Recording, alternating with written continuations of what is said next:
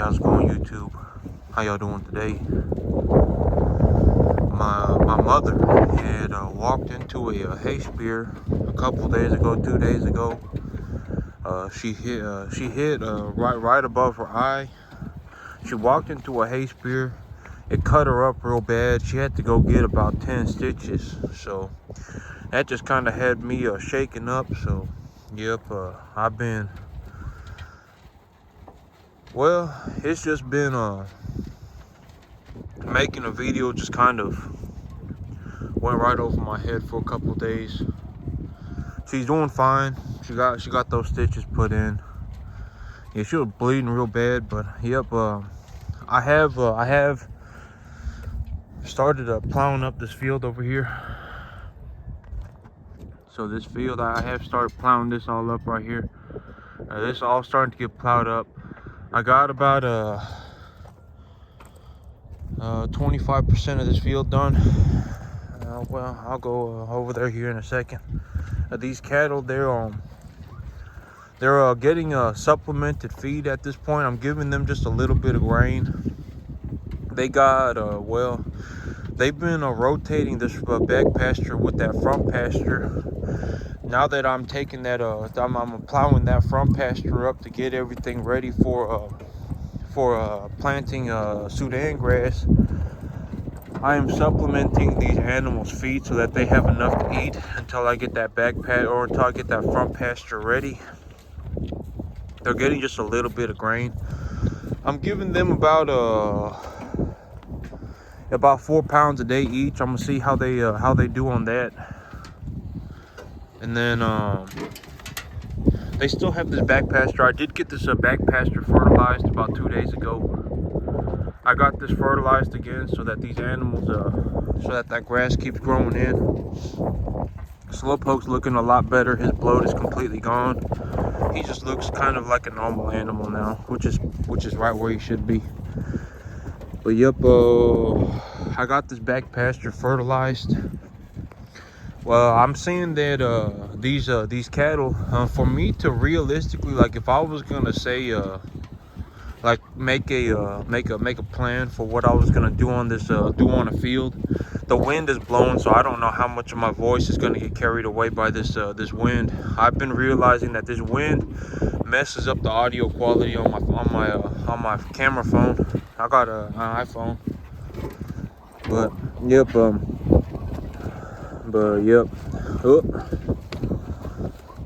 yep, I've been realizing that to feed cattle on grass, that grass needs to be fertilized about once a week with about 10 pounds of nitrogen. Or that grass, because these cattle will eat that grass up. That grass will eat the fertilizer up, and then the cattle will eat the grass up. So yep, if I was gonna make a plan, I would just say be ready to put about 10 pounds of nitrogen on the field every week. Also get these bloat guard blocks out for these animals, because well, for annual ryegrass, the grass is extremely hot. It grows very fast. The animals love eating it, and the animals will start having diarrhea. They'll start having diarrhea. Need to get them some kind of hey Blanco, leave it alone. He's chewing on my ratchet straps over there. Hey, leave it alone. But these animals, when they get put on fresh grass, they're gonna start having diarrhea. They're gonna have diarrhea from multiple factors. One, if the grass is wet, it'll make them have diarrhea. Two, if the grass is real hot, they'll start having diarrhea. Oh, yep, I guess that's about all I can come up with in terms of these cattle will have diarrhea. If the grass is wet, they'll have diarrhea. If the grass is too hot and they eat too much of it, they'll start having diarrhea. They'll start having diarrhea from that too.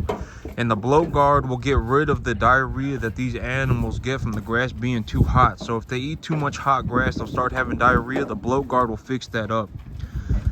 giving them some kind of a dry food, like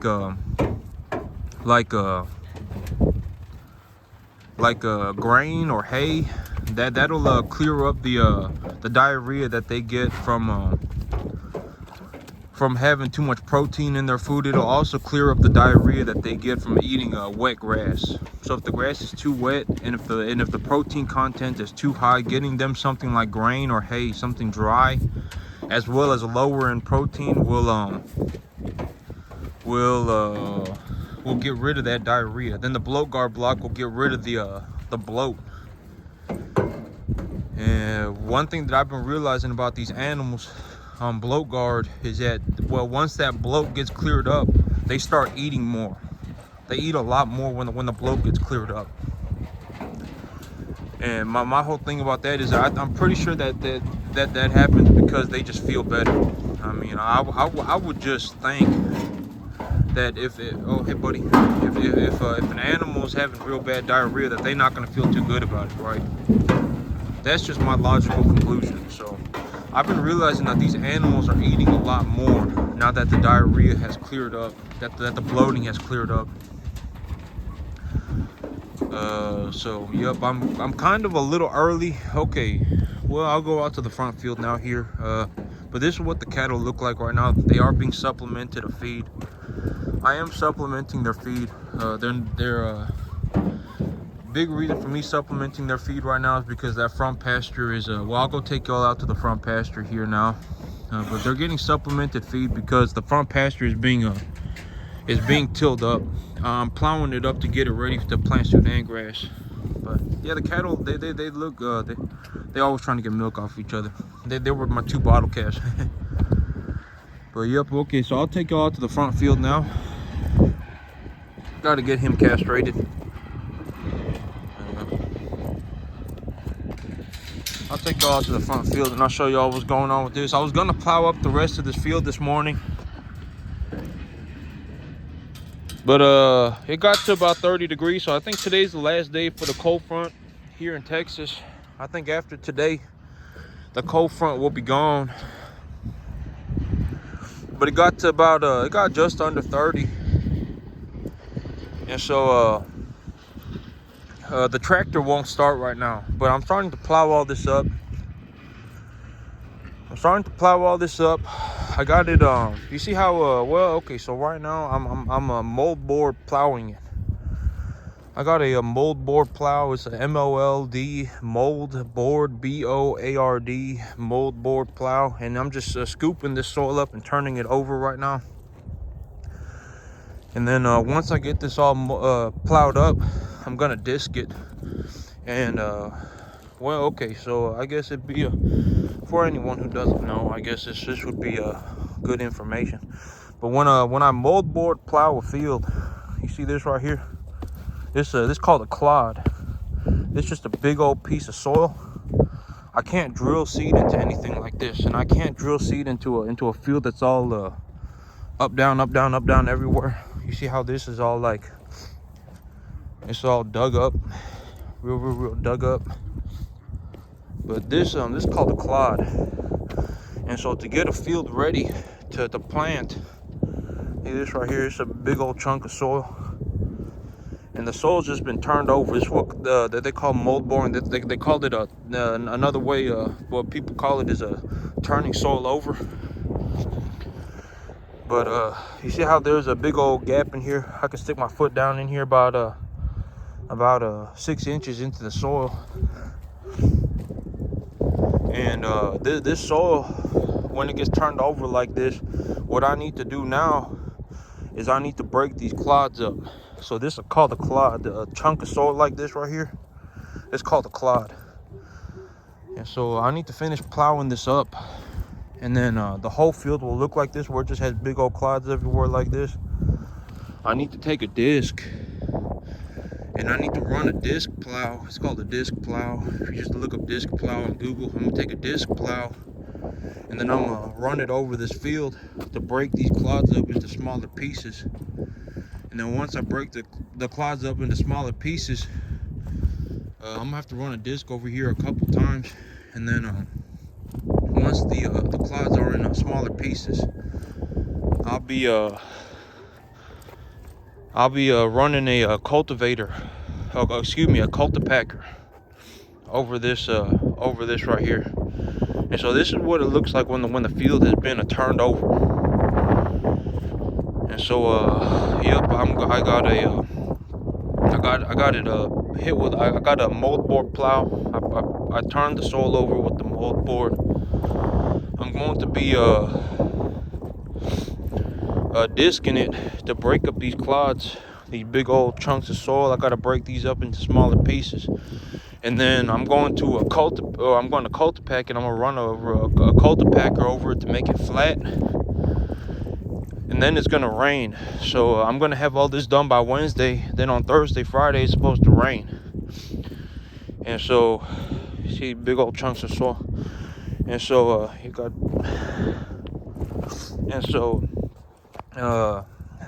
yep, Thursday, I'm gonna get this all done by Wednesday, and then Thursday, Friday, it's gonna rain, and then that rain will also help flatten this soil back out too.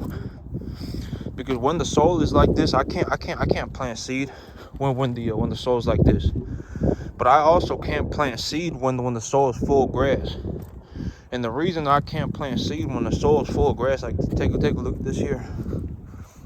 When the soil when the soil is full of weeds or grass or any kind of plants, the soil is rock hard. The roots of the plants, like these plants are right here, they all got roots, and the roots will bind the soil together. So the roots will pull that soil together, and it'll make this soil rock hard. It's just rock hard. It's like I'm walking on a stone surface right now. My feet aren't sinking at all. I'm not slipping. Like it's almost like I'm walking on a pavement right now. Like when I walk on this grass, on this soil, it's almost like I'm walking on pavement. My feet aren't sinking. I'm not slipping anywhere. The ground is pretty dry. And so when I put seed on this, if there's too much plant material on the field, the ground will be too hard for that seed to set. It'll be too hard for that seed to set root. And so I got to get rid of the plant material. Like this right here, this will all decompose now. Like this right here is a big old chunk of grass with seed, or excuse me, with the soil underneath it that is bound to. All that will decompose. I'm gonna break all these big pieces of soil up with a disc, and then I'm gonna cultipack it to make it flat. And then it's gonna rain. It says I got about a 78% chance of rain or something like that this morning. I checked it this morning. It's like 70-80% chance of rain on Thursday, or excuse me, on Friday. And on Thursday, I got about another 50-70% chance of rain on Thursday too. So Thursday, Friday is more than likely gonna rain. And so the idea of this is that I'm gonna get this all cultipacked. I'm gonna get it all flat. The rain is gonna push the soil down a little bit more too, because when I do this, right, there's a lot of air in the soil. When I do this, when I till up soil, there's a lot of air in it. And if I put soil, you know, like if I were to take a look at soil isn't just like a big it isn't just like one big piece. It's a bunch of little pieces like this. It's a bunch of little pieces. And if I were to soil it's a lot of bunch of little pieces. Okay, imagine a bunch of little balls in like a jar. And if I put water in that jar, the water would fill up all the spaces in between those balls. And so soil, there are slightly bigger pieces, there are slightly smaller pieces, and as that water runs through that soil, it'll pack that soil back down together. Like the small pieces of soil will move into the little spaces, and the bigger pieces of soil will be surrounded by little pieces of soil, etc., etc. So that'll constantly happen until the soil packs back down. Like once I till it up, like if I plow up a field, right, the field isn't gonna look like this forever. That's the field, the soil will set back again. The soil will go back to what it was if I just leave it alone for a couple days, or excuse me, if I manage the soil properly, and then I leave it alone for a couple weeks, the soil will go back to just looking like a flat piece of land. And the rain helps with that a lot. Got to get some rain on this field. So I'm gonna plow. I plowed it. I gotta finish plowing it. I'm gonna disc it. I'm gonna cultipack it. It's gonna rain. Then after that rain passes, well, next week it's still supposed to be a little bit too cold. But next week I'm gonna let this soil sit for a little while. I'm gonna let the soil sit for a little bit to make it a little bit flatter. And then about the first week of next month is when I'm gonna be looking into drilling seed. And so that's about the plan. It's supposed to be a little bit too cold still to plant Sudan grass. So I'll have to keep an eye on everything. I'm keeping an eye on the weather channel. I'm keeping an eye on I got my plans ready. I know exactly how much I'm gonna fertilize. I gotta go pick up fertilizer. I want to put fertilizer on this field before I disc it. And so yep, I gotta fertilize. And then I'm gonna have all this plowed up and disked by Wednesday. And then I'm gonna have it cultipacked. I'm gonna cultipack it, and then it'll start raining. And once it starts raining, the soil will set. Then about first week of next month is when I'll be looking for that window of opportunity to plant the Sudan grass. Because the Sudan grass, when I plant the Sudan grass, what I'm looking for is warm temperature. I'm looking for it to stay above 60 at night, and I'm looking for a little bit of rain, because once I put that seed in the ground, it needs to get a little bit of moisture on it immediately. Because right now, even if I had this field ready, even if I disked it right now, and then I cultipacked it and I got it super flat, if I left this soil alone, it'll dry out extremely fast. It'll because the soil, there's too much air in the soil right now because I plowed it up, and so I need moisture to drill seed. And so that's the things. Those are the three big things that I'm looking for. I'm looking for a warm temperature over 60 at night. I'm looking for moisture. I need some rain. And then what else was it? I forget. But yep, those are the things I'm majorly looking for: warm temperature and moisture. And it needs to be the right amount of moisture too, because if it's too much moisture, it'll flood the soil, and it'll flood the soil. Okay, so when I till up soil like this, right, this is also kind of a good information, because it's one of those like those beginner mistakes that I've made that I think somebody can learn from.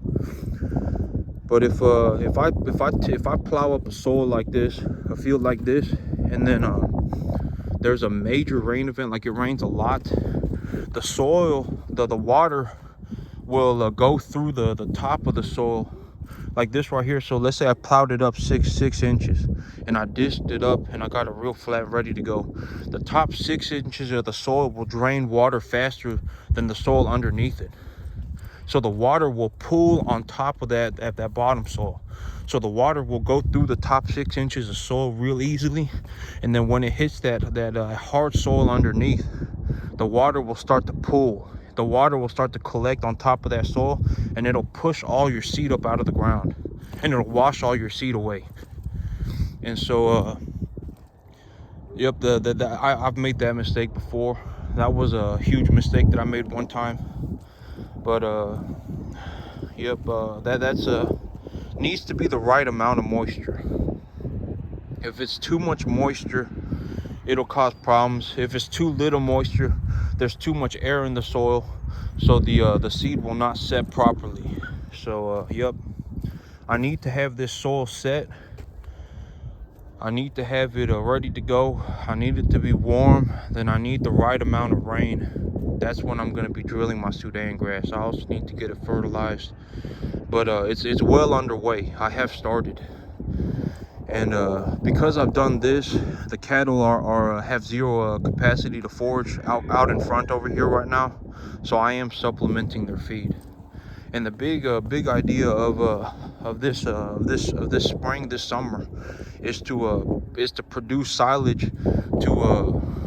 I'm gonna produce a lower protein content, lower digestibility, higher biomass silage to get some weight on these cattle, to get a large volume of food in these cattle, because these cattle right now, they're kind of at a size where they're able to consume a larger volume of food while still being able to get all the nutrients that they require.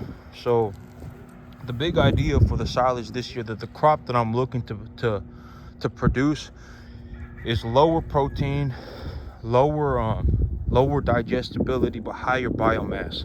And another big reason that I'm looking to produce a lower protein forage is because if these cattle get a real hot forage and then it gets hot outside, like in the summertime here in Texas, they could explode like a gas bubble. That the gas in them will swell severely, and they could die from it. They'll die a lot faster from bloat and when it's hot outside, when it's warm outside, than they will when it's cold outside. And these cattle are large enough at this point now to where I would think that they could consume a larger volume of food than when they could as a calf, as a small little baby calf. Because when they're a small baby calf, they need to consume really nutrient dense food, because their rumens are so small. So they need to consume a large amount of, every mouthful of food that they get, it needs to be a very nutritious food. But when they get older, they can consume a larger volume of food. So even if their food quality is a little lower, they'll still be able to get all the nutrients that they can get, that they need, just because they're able to consume more food. And so that's the big idea of the silage this year. But yep, that's it for me today, YouTube. Y'all have a good one.